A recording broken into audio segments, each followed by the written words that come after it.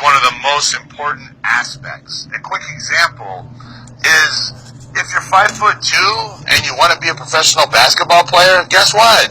You're not going to be a professional basketball player. Sorry. You know, you got dealt a fucked hand and you're not going to be a basketball player. And it's the same with bodybuilding. Some guys are given incredible genetics as far as their structure, their capability of putting on muscle, their joints, their muscle bellies, how full they are, where they attach, how long they are, how short they are, how small their waist is. This is all genetics given by God.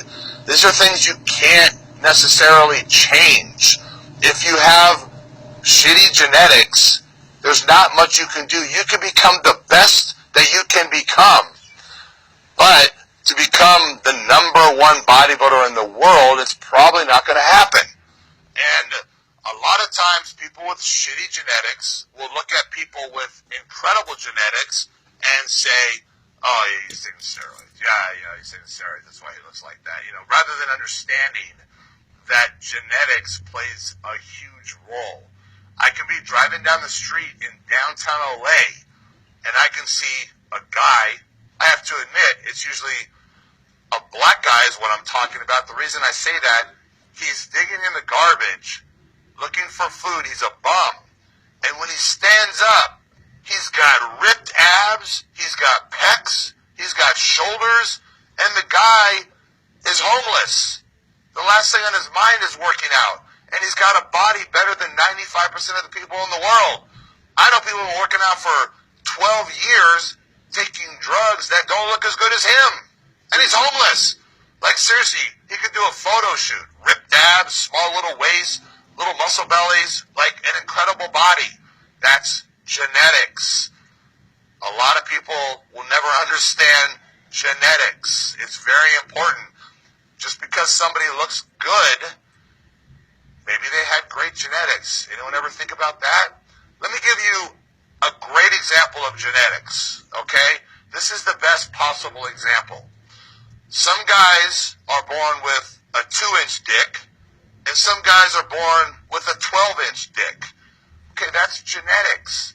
If you have the 2-inch dick, hey, sorry, you're fucked. You got screwed. I don't know what to tell you. There's nothing you can do.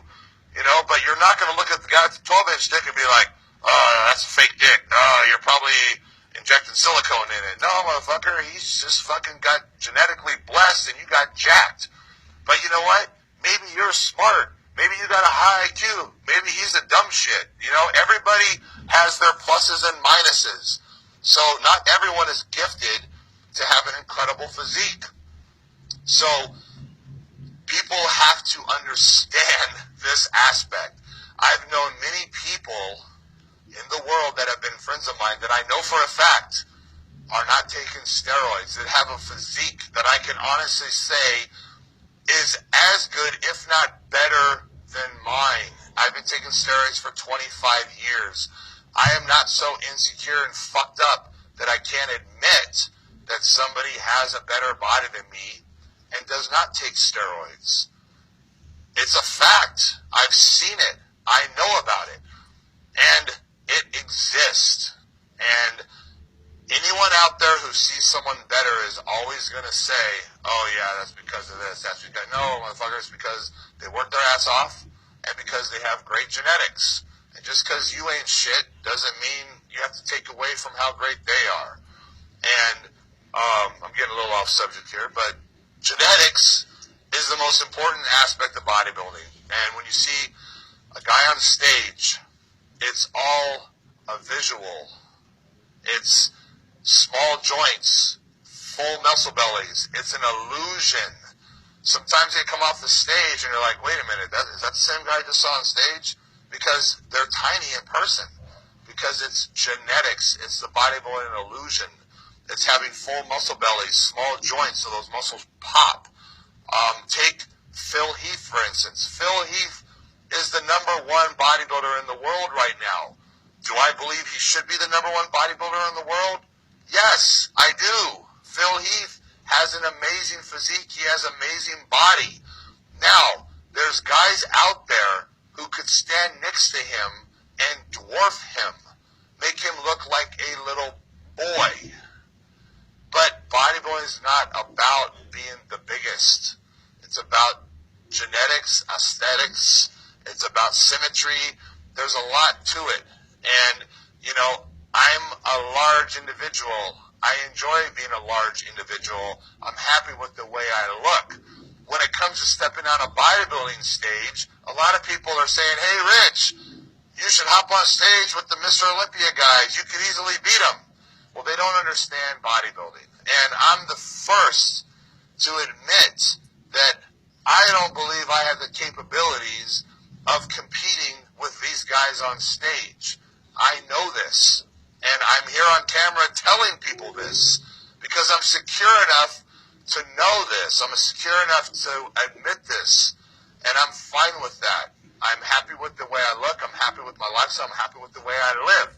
I wish everybody could feel that way about themselves and be able to admit things, And again, genetics is everything. And no matter how much steroids you take, you're never going to change your genetics. An example is if you have high calves, so your calves are high, calves longer, the muscle insertion cannot be changed. Steroids can't change it. Growth hormone can't change it. Insulin can't change it. Synthol can't change it.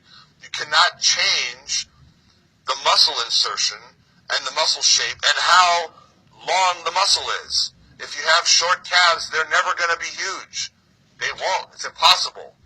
That's genetics. You have to have long calves in order to have a 22, 23-inch calf. And that goes along with every body part. So genetics is so important in bodybuilding. And I can see guys in the gym that weigh 190 pounds and I could say, wow, that guy looks incredible. And you know what my buddy will say? He'll be like, what are you talking about? That guy's fucking tiny, dude. What are you talking about? He's a fucking little pussy. And they don't understand the sport. They don't understand the body.